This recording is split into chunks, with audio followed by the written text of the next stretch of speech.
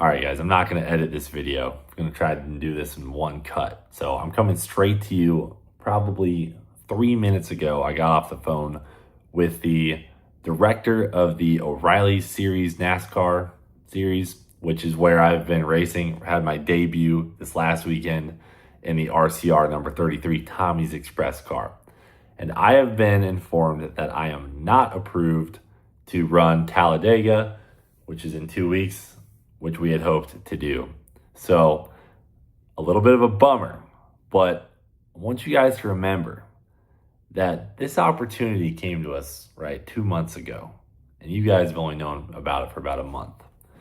And it's not like we set out to go run Talladega, right? This opportunity popped up. I said, hell yeah, I want to drive an O'Reilly's car. And as a team, we kind of set out with a goal of let's run the Superspeedways because those are the most awesome, right? It was merely a plan we came up with, in a pretty short period of time, right? And it was a reach. I think it was more of a reach than a lot of you guys probably know, especially considering the fact that I started racing in NASCAR last year, right? A lot of people who have these types of opportunities have raced much longer than me. So long story short, they said that in Rockingham, they did not see enough out of me as a driver, which considering the fact that I tried to pass someone 3 wide on the 4th lap and spun out, and then spun out again, got a pit box penalty, and had to run off pace on tires with 100 laps on them, kind of caused my own shit show. It does make some sense. I can tell you that after the race, I had a feeling that we had lost our chances at the approval for Talladega, but now we know for sure. So the real situation is that I'm not approved to run anything but short tracks in the O'Reilly's series. So that means I can only run like Dover or Iowa or Bristol, which seems backwards because those tracks are way harder than the bigger tracks. Like I would like to go to Kansas or, another 1.5 miles because those are a little bit easier. And then the super speedways are actually the easiest. But the thing that the NASCAR guys are looking at, and by the way, they have a ton of outside pressure, like a ton, which as much as they probably are saying, and they haven't said this to me, but I'm sure they've said to other people that they're not, letting the outside pressure affect their decisions. That'd be tough to do. There's a ton of outside pressure saying I shouldn't be approved. So what I'm getting at is the super speedways are the easiest, but when you screw up, typically that's when the accidents are the worst, right? And that's, same thing for the 1.5 miles. When you screw up, you can cause a big accident. And at the short tracks, that becomes less of a thing, right? Like I had all kinds of incidents at Rockingham and I didn't ruin anyone's day. Same thing at Daytona though. I spun out, I didn't ruin anyone's day, but I did ruin my own.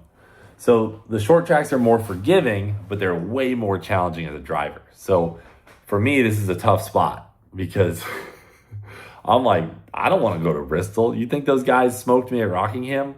They're going to kill me at Bristol. And then the other situation is we already looked at the schedule and I have scheduled conflicts for the other short tracks. So this might put me out of O'Reilly's for the year unless we can figure some stuff out. So that's the only thing that I'm bummed about. At the end of the day, this is something we're doing for fun. So as much as it can seem like, this big disappointment that, they didn't upgrade my license, it's really not that big of a deal. I'm still going to go to Talladega in my ARCA car. I'm going to Kansas, Michigan. I have more stuff I'm running in the trucks later this year I haven't even announced. And that's all so exciting. So as much as this seems like a setback, it's not. It's simply a challenge for me to overcome. right? And a lot of times in my life, when things like this have happened, right, where I didn't meet the goal that I set out to do, it only made the story better. And it only challenged me more to become better at what I was trying to do. And in this case, I think it won't be any different, right?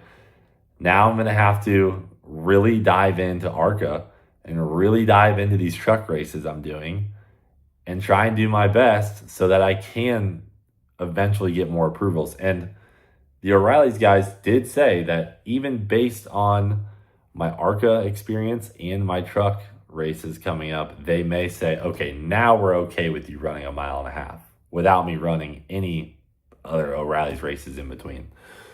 So we just got to get back out there. I mean, this is one of those moments where you get knocked down, you just got to get back up and keep racing. Like, I've got so many great opportunities in front of me. And although this one might have a slight pause in it, I'm not that worried about it, boys. I've got 2 beautiful kids in the room next to me and my wife, and that's really all I need in life. And then I've got my beautiful racetracks and all my amazing employees and family and friends and all these great things. And then I've got this NASCAR adventure, right? And it just put a little nick in my NASCAR adventure. So this is just such a small thing, although it seems big in this moment, and that we got kicked in the nuts, which we did a little bit. We're just going to keep going.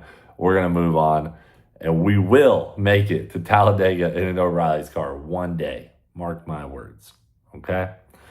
So a little bit of a tough break, but we'll figure it out. So I got to meet with RCR tomorrow, meet with Tommy's Express, and figure it out. End of the day, guys, I'm like the least experienced NASCAR driver in history trying to get opportunities to do some of the biggest things in NASCAR history. So these things are going to happen. This probably won't be the last time. Thanks for tuning in.